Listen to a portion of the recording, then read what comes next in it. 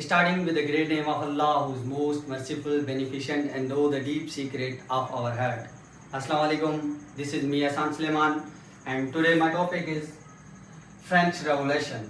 So, सबसे पहले हम ये जानेंगे कि आखिरकार रेवोल्यूशन होता क्यों है, क्या है और रेवोल्यूशन आता क्यों है। तो इसके लिए हम इसकी कुछ बेसिक्स चीज़ें पढ़ेंगे। तो इसमें जो रेवोल्यूशन है तो उसे हम ये कह सकते हैं कि it is a quick change और it is a fastly change in things.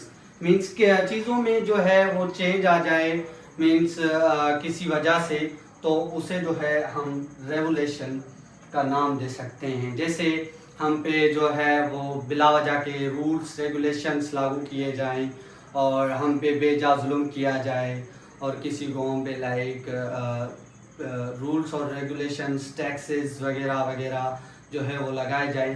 तो इस वजह से ही वो जो है एक यूनिटी कायम करते हैं और उस यूनिटी में जो लाइक मिलके जो हुकूमत के ख़िलाफ़ चलाते हैं एक मुहिम वगैरह, तो उसे हम रेवोल्यूशन कहते हैं। नाउ हम जाएंगे इसकी डेफिनेशन की तरफ। तो अगर हम डेफिनेशन इसकी देखते हैं तो डेफिनेशन में आता है कि revolution is a fight. Revolution एक वार है, एक जंग है, एक टाइप ऑफ वार है जिसमें हम लाइक जो जिसने रेवोल्यूशन लानी होती है वो फाइट करते हैं against the system of political system, social system, religious system and the government system. तो जैसे कि मैंने आपको पहले भी बताया कि ये जो जंग होती है, लाइक ये जो रेवोल्यूशन होती है वो जो unbearable regulations, rules regulations, taxes वगैरह होते हैं उनकी वजह से होती है। तो जाहिर सी बात है जो रेवोल्यूशन में फ़ाइट होती है, जो फाइट हम लड़ते हैं, तो वो पॉलिटिकल सिस्टम के ख़िलाफ़ होगी, सोशल सिस्टम के ख़िलाफ़ होगी, रिलीजियस सिस्टम के ख़िलाफ़ होगी और द गवर्नमेंट सिस्टम के ख़िलाफ़ होगी। तो रेवोल्यूशन इसी वजह से आती है ताकि रूल्स रेगुलेशंस वगैरह जो हैं वो लाइक एक करेक्ट वे में सही किए जाएं, करेक्ट वे में जो है वो लाइक ऑर्गेनाइज किए जाएं।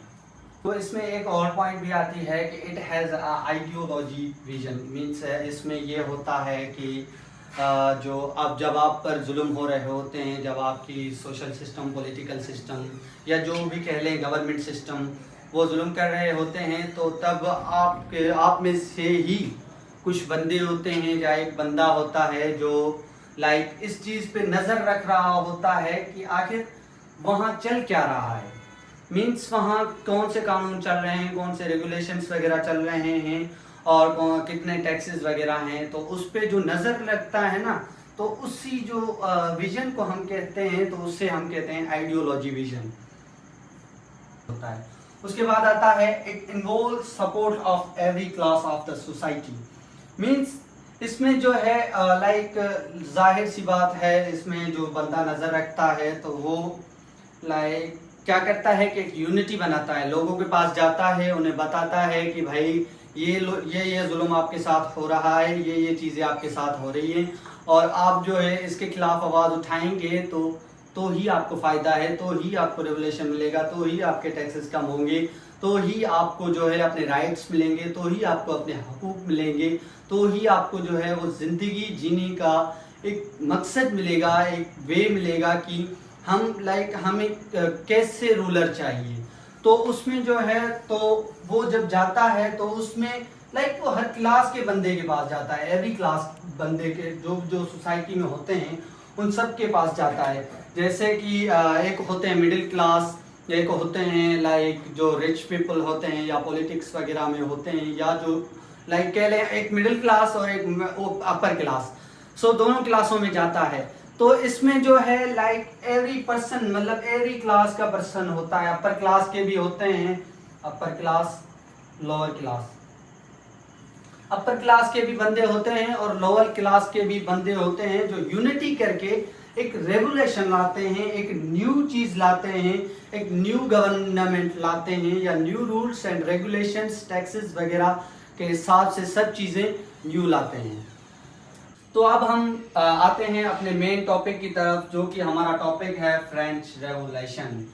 तो ये स्टार्ट हुआ 1799 में और जो है एंड हुआ 1799 में। तो ये जो चला ये 10 साल तक चला, ये जो रेवोल्यूशन चली, इसमें जो स्ट्रगल्स वगैरह हुई, तो ये 10 साल तक चला। तो अब आते हैं कि ये हुआ क्यों, आखिर इसमें क्यों आया जी ये जो रेवोल्यूशन है।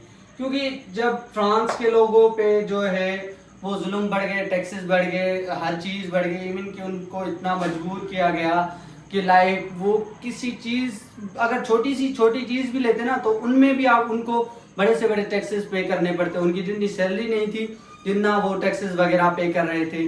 तो इस वजह से उनको जो है ये फ्रेंच रेवोल्यूशन लाना पड़ा। तो जैसे कि इसमें मैंने लिखा भी है कि when people of France wanted to change system, means जब उन्होंने चेंज सिस्टम करना चाहा तो इसीलिए ही रेवोल्यूशन आई। उन्होंने यूनिटी कायम की, फिर उसके बाद ही रेवोल्यूशन आई। तो उसके बाद जो है वो अपने हकों के लिए, अपने हकूक वगैरह के लिए जो है वो स्टैंड किए, टुक स्टैंड, यूनिटी की उन्होंने, हर स्टेट का बंदा आया, इसी वजह से ये फ्रेंच रेवोल्यूशन हुई।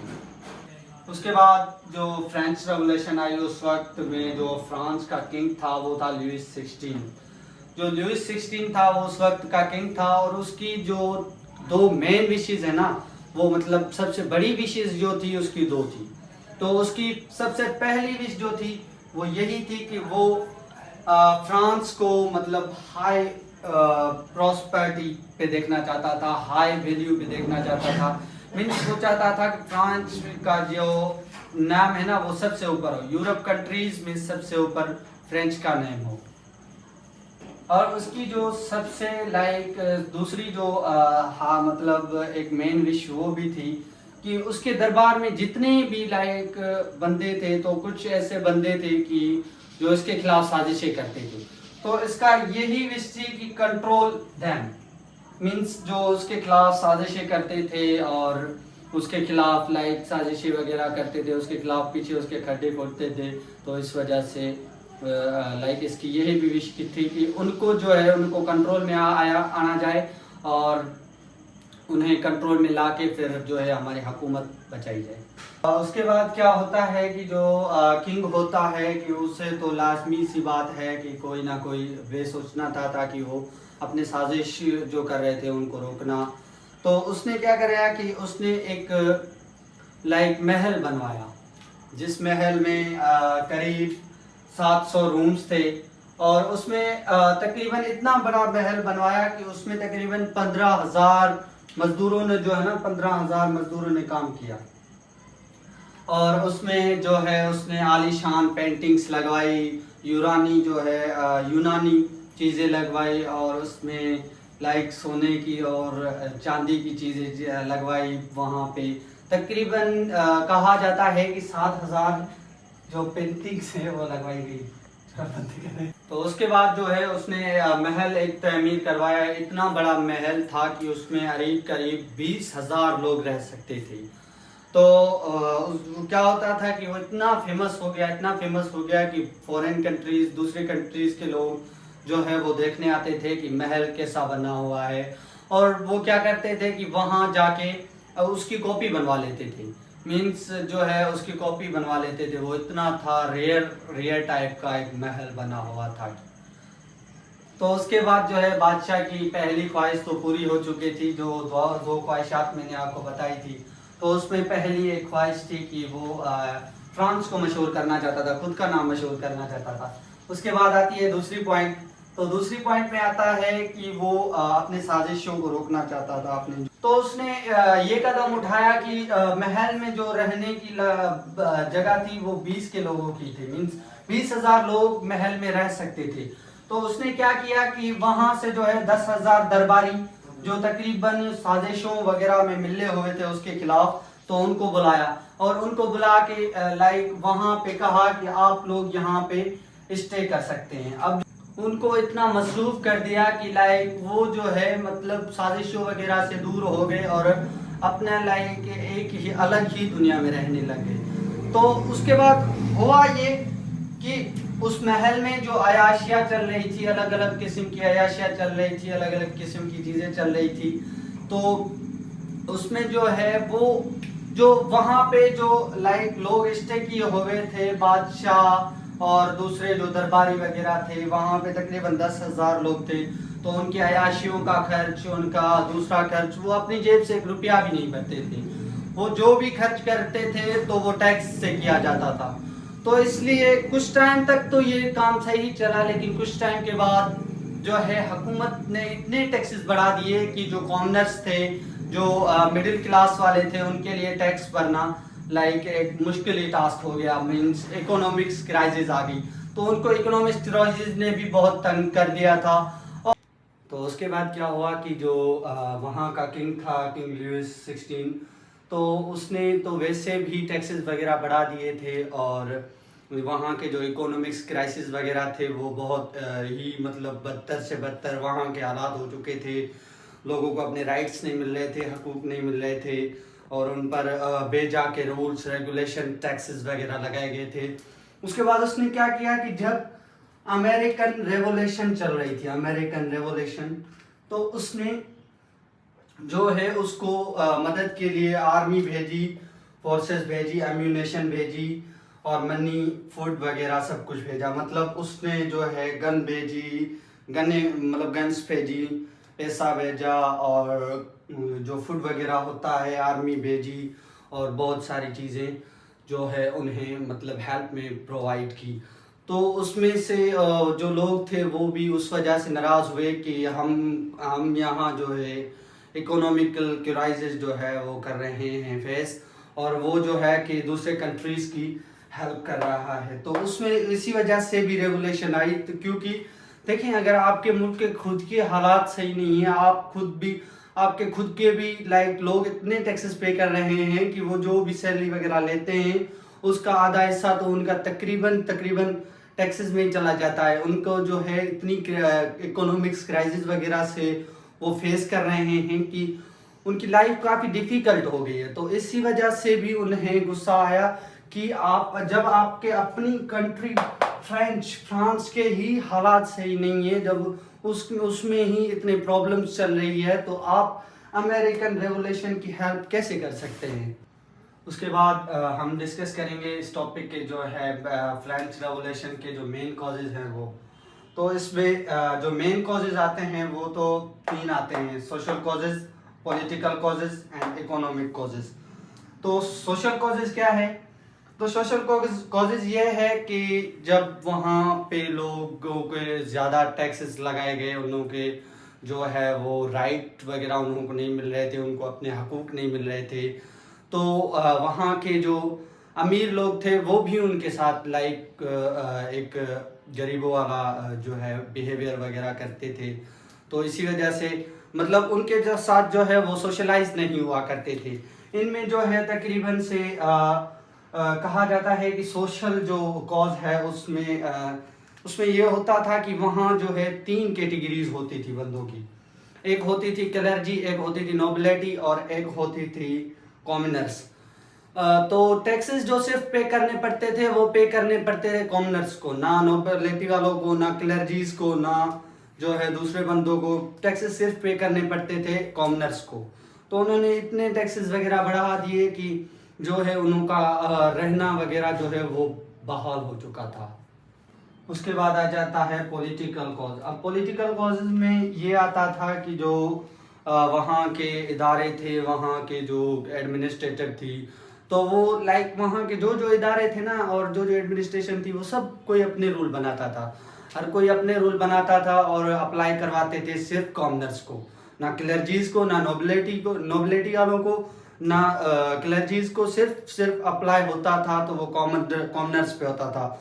उसमें वर्कर्स आ जाते थे जो है वर्क वगैरह करते थे, उसमें हारी वगैरह आ जाते थे, दूसरे भी लाइक जो कॉमन मतलब लोअर क्लास बंदे होते हैं वो आ जाते थे।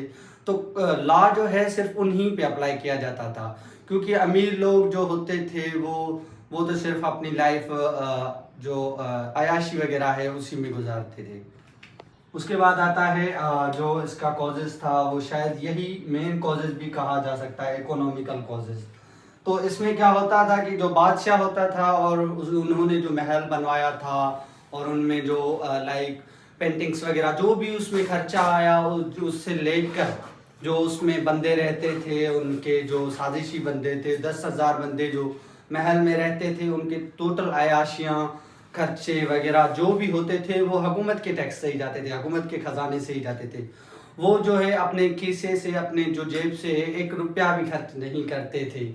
तो इसी वजह से जो है वो कॉमनर्स को बहुत टैक्सेस वगैरह पे करने पड़े और उन्होंने यही सोचा कि जो है हमें अब रेवोल्यूशन लाना होगा। तो उसके बाद आते हैं कि इसके जो फ्रेंच रेवोल्यूशन में जो स्ट्रगल वगैरह हुई, उसके बाद आगे रिजल्ट क्या निकले।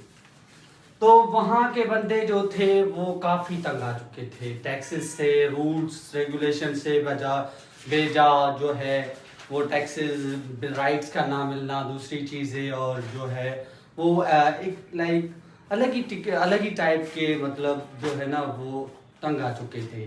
तो इस वजह से हुआ ये कि उन्होंने अपने हकूक़ मांगे। उन्होंने जब हकूक़ मांगे तो बादशाह जो वहाँ का था, किंग लुइस, उन्होंने एक मीटिंग बुलवा ली। उन्होंने जब मीटिंग बुलवाई तो उसमें लाइक हर टाइप के बंदे थे, जो नोबिलिटी और क्लर्जी दोनों थे। तो उन्होंने जब वो उन्हों को बिठाया और उन्हों को कहा कि हमें कुछ टैक्सेस वगैरह कम करने चाहिए ताकि आवाम को रिलीफ मिल सके। तो इस चीज़ से जो दूसरे बंदे थे, क्लर्जीज और नोबल्स, वो उन्होंने साफ मना कर दिया कि हमारा कोई भी ताल्लुक़ नहीं इनसे, हम कोई भी इनकी मदद नहीं करेंगे। तो इस वजह से फिर उन्होंने क्या किया कि जो है उनकी बिल्कुल भी हेल्प करने से मना कर दिया। तो इस वजह से फिर जो लाइक कॉमनर्स थे उन्होंने क्या डिमांड किया, उन्होंने डिमांड किया इलेक्शन। उन्होंने कहा कि इलेक्शन करवाई जाए, फिर जो भी उसमें लाइक विन करेगा, जो भी उसमें उसके जिसके ज़्यादा वोट होंगे तो उसी की एडमिनिस्ट्रेटिव हुकूमत बनेगी। तो जब इलेक्शन हुई तो उसमें जो है 90% वोट जो गए वो गए कॉमनर्स को। जब 90% वोट कॉमनर्स ने उठा लिए तो बाकी जो 10% वोट थे वो गए जो है नोबल्स और क्लर्जीज को। तो उन्हों को जो गए तो उन्हों को ये बात हजम नहीं हुई कि आखिरकार जो कॉमनर्स हैं वो हमारे 90% वोट कैसे उठा सकते हैं। तो उन्होंने इस चीज़ पे भी काफ़ी बहस मुबाहिसा किया, लेकिन जो कि जीत तो कॉमनर्स की हो चुकी थी, तो कॉमनर्स ने हुकूमत चलाना शुरू कर दी। तो उसमें जो है इन्हें काफ़ी अप और डाउन्स आए, लेकिन उन्हों की जो है हुकूमत कुछ वक्त तक सही चली और कुछ वक्त तक सही नहीं चली।